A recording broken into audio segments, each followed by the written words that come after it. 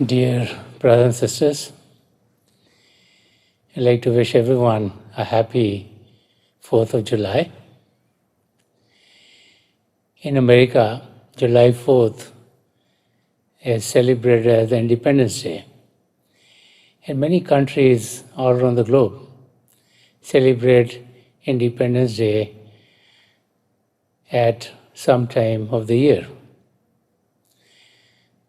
Mostly, they celebrate their independence from someone else who was there in that country. But as we think about Independence Day, independence is what affects each and every one of us. We all want to get independence from our beliefs so that we can reach our goals and we can fulfill our dreams.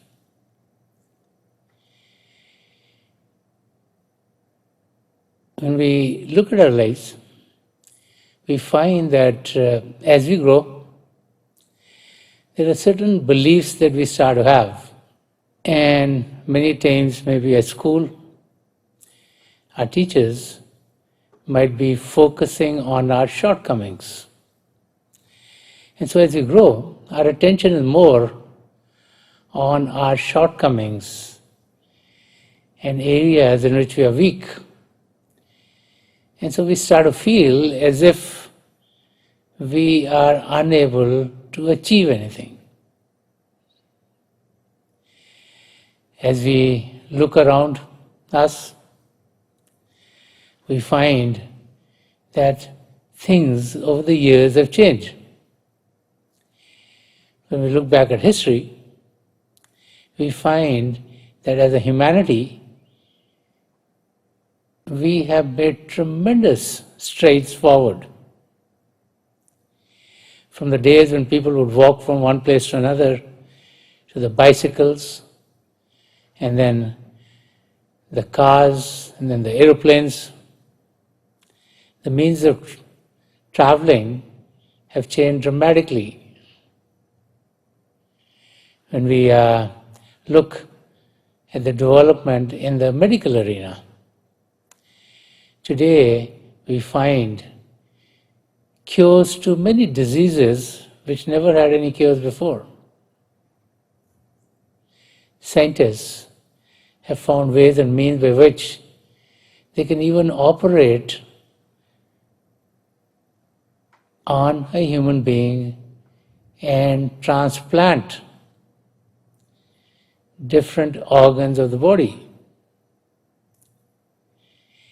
Just recently, with the coronavirus being very rampant all around the globe, scientists worked very hard to develop the vaccines, and this was done in just about a year.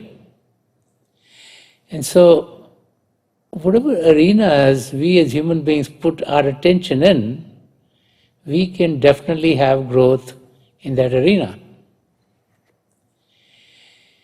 If we look at the information age, I would think about the times when there weren't any computers, and the computers came into our life. And so chores that would take long times to do could be done very rapidly. Today at our fingertips, we have all the information that we want to get about something. So someone else at some other part of the world might be putting that information out. But we can get it very quickly.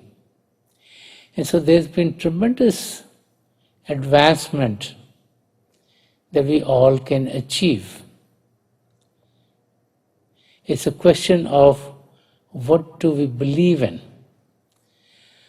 So those who start to believe in the process that I can are the ones who will reach their goals. And if we only focus on our shortcomings, maybe we tried something when we were young and we were not successful.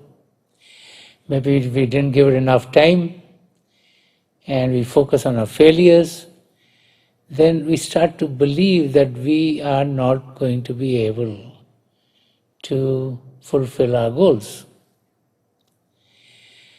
Our life is like that of a young man who used to live with his parents. And as he lived in the house for many, many years, as a child he grew to be a young man. He's staying in the house. And he became a young adult. And he thought to himself that while I stay with my parents, I need to be back home at a certain time. I need to do certain chores in the house, like cleaning the utensils or washing the clothes or vacuuming the house. That I have to listen to my parents and lead a life as they would wish me to live. So now he was grown up, so he thought, let me leave the house and I will start to live by myself. So he packs all his things, puts them in a backpack. He puts the backpack on his back and he walks out of the house. And he walks on the sidewalk. And as he's walking, one of his neighbors sees him walking with a backpack. This neighbor is watering his lawn. And this is normal, people walk with backpacks on their backs. But then, 5 minutes later, the neighbor saw him again, walking back in the same direction.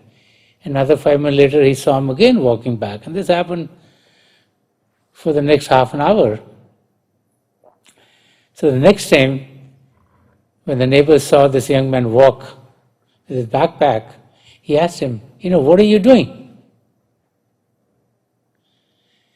And the young man said, I am leaving my house because I want to be living by myself. So the neighbor asked, if you're leaving your house, how come I see you every 5 minutes just walking in the same direction and at the same place? And the young man replied very innocently. He said, my mom always told me that I was never to cross the road without her. And so now he's going round the block again and again and again because he's been programmed like that. And this is what happens to each and every one of us. We are very unsure of taking the first step.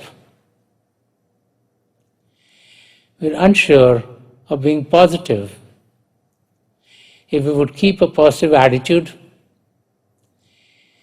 and if we take the first step towards our goal, and if we are diligent in being focused on a goal, we will definitely reach our goal. Each and every one of us has been given all the faculties that are required for us to achieve our goals. Our goals could be in the physical arena, like we want to stay healthy, we want to keep our weight at a certain level, we want to eat that food which is nutritious to us. But how many people get to that goal? We don't reach our goals because we are not very sure that we can reach there. We are not confident that we can reach our goal, but those who are confident and who are focused, they will definitely reach their goals. And hear about so many people who've lost so many pounds of weight in a certain amount of time. You hear of so many people who were sick and were on their bed and could not get up, and then in a matter of a few years, they may be running a marathon, or they're lifting all kinds of weights because they believed in themselves, they knew that if they would put in the effort day after day after day, they would get to their goals. There are goals in the mental and the emotional arenas. Goals of being able to concentrate better, goals of being able to achieve education levels that they really want to achieve.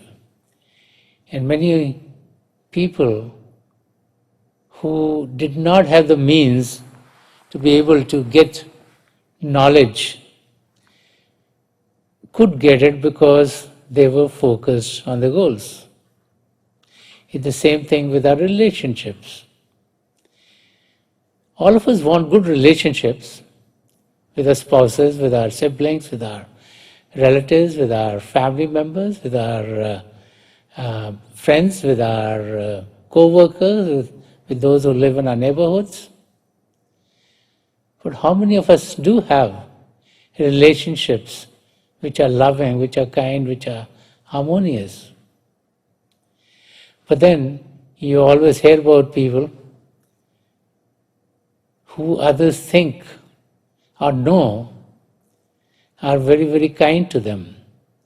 It is those people who put in an effort to make sure that all of their relationships are well. It's a question of first believing in ourselves and then putting in the effort. And the same thing holds true for the spiritual arena. As we pass through life, many times questions come up to us. Who are we? Where did we come from? Where do we go at the time of a physical death? What is the life all about? If we don't think we can get the answers, we will never get the answers. But those who feel that the goal is spiritual upliftment,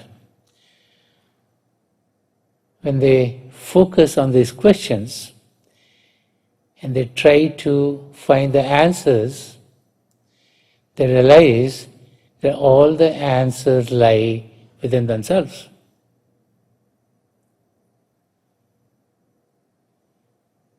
Who we are we the physical body? Are we the name that we've been given? Are we the profession that we belong to?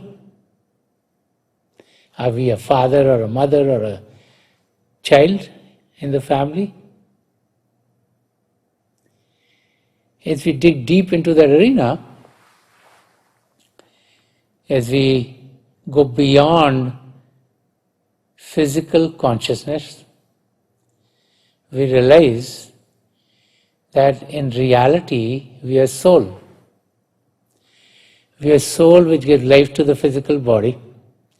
And just like we can feel the body, just like we can see the body, we can also experience ourselves at the level of our soul. The process of having that experience is called meditation. It's a process by which we take our attention away from the physical arena and focus it in the spiritual arena. And so as we learn the techniques of being able to explore what all is within this human body, beyond the organs, we realize that there are regions after regions which are more conscious than this physical region of ours. And that with practice and with guidance, we are able to travel into those regions. The regions are all occurring concurrently with this physical region of ours. But as we collect our sensory currents here at the seat of the soul, then with help and guidance we can be uplifted into those spiritual regions which are full of light, which are full of love, and which are full of peace. And as we enter those regions, and as we partake of the spiritual gems within ourselves, we then are in a state which we've never experienced before, a state of calmness, a state of bliss. And the joy of the meditative state is that state of bliss does not last only for the time that we meditate, but that it lasts for long periods afterwards. So that the effect of being in that state of calm and peace, of joy and bliss, is that our interactions with everyone else around us get to be calming and peaceful and loving and blissful as we're out of that meditative state.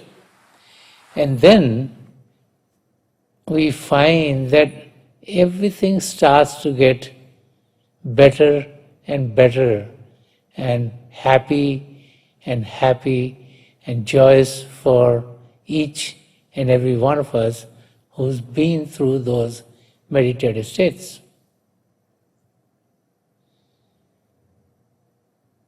When we look back at history, we find saints and mystics came in all faiths, all times, in all parts of the world. They exhorted us to go within ourselves, because within ourselves is the love of the Creator, is the love of God. And as we connect with the divine love of God, then that love of God is what starts to be experienced by each and every pore of our being. And as we experience the love of God, then a transformation happens in our lives. Today, as meditation has become more and more popular, we find that many people talk about the benefits of meditation. Many doctors and people in the medical arena are recommending meditations for their patients who have stress-related illnesses. Because as we meditate, we find calmness, and we find that there is joy deep within ourselves. And so these diseases that come because of stress, because of pain, whether it be physical pain, physical stress, emotional pain, emotional stress, can be very easily handled as we meditate. As you meditate properly, the frequency at which our brain waves are working gets to be calmer. Generally, they're running at about 20 hertz or 20 cycles per second, and we can take them down to about 4 to 8 hertz. And as that happens, we find that there's stillness in our being. Our reactions are very loving, and there is peace on the inside, and as we are peaceful on the inside, that peace then radiates to everyone else as we come out of that meditative state. Another benefit that they talk about meditation is that meditation is a means of concentrating within. So our concentration powers in the physical world get to be enhanced as we meditate, so that we do better at school, we do better wherever we are working, our efficiency is greater, and we are able to do our jobs in a much better manner. Many benefits are talked about also in the emotional area, because as we feel the love of the Creator within ourselves, we realize that just like we are connected with God, so is everyone else. So we experience that we are all a part of one big family of God. And then we start to interact with everyone else in a very loving and calm manner. There are many, many benefits of meditation, but the real reason for which one should meditate is to truly know ourselves and to know God. Because once we meet the Creator, once we experience the Creator within ourselves, once we realize that God is with us at all times, then all difficulties of life fade away. When we go to our places of worship, what happens? Any problem that we have, it seems to fade away. Why? Because we feel the presence of the one that we worship to in that place of worship. And so as we experience God within ourselves, the realization that God is with us day and night, each and every hour of the day, makes us stable. Nothing can deter us from going towards our goal. And as we start to focus on the true goals that we all should be having, then we realize that this life that we have in this physical body is given for a purpose. And that purpose is to truly know ourselves and to know God. That purpose is to experience God. That purpose is to experience the oneness that we all have. And that happens as we meditate. So let us meditate for a few minutes. Please sit as comfortably as you can. Close your eyes very gently, just like you close them when you go to sleep. Your eyeballs should be straight, focus 8 or 10 inches in front of you. And as you close your eyes, those of you who have been initiated in the mysteries of the beyond, please do your Simran. And those of you who are new here, please repeat any name of God that you feel comfortable with. This repetition of God's name should be done mentally and not out loud. I pray to God Almighty to help each and every one of us connect with the divine light and sound of God, which is reverberating within each and every one of us. And it's my prayer to the three great spiritual masters of the past century, Hazur Baba Sawan Singh Ji Maharaj, Param Sant Kripal Singh Ji Maharaj, and the gracious spiritual master Sant Darshan Singh Ji Maharaj, to help each and every one of us connect with the divine light and to experience it in its effulgence. We'll be sitting for a few minutes. I'll be getting you out of a meditative state, and my best wishes are with each and every one of you.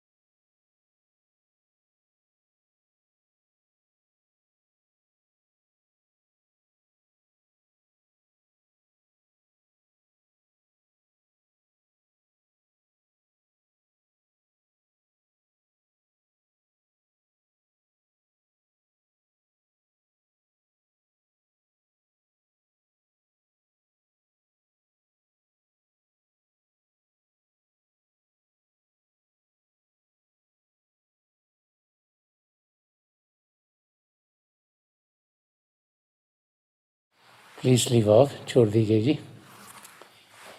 Just remember the two words, I can, and know that God is always there for us to get to our goals.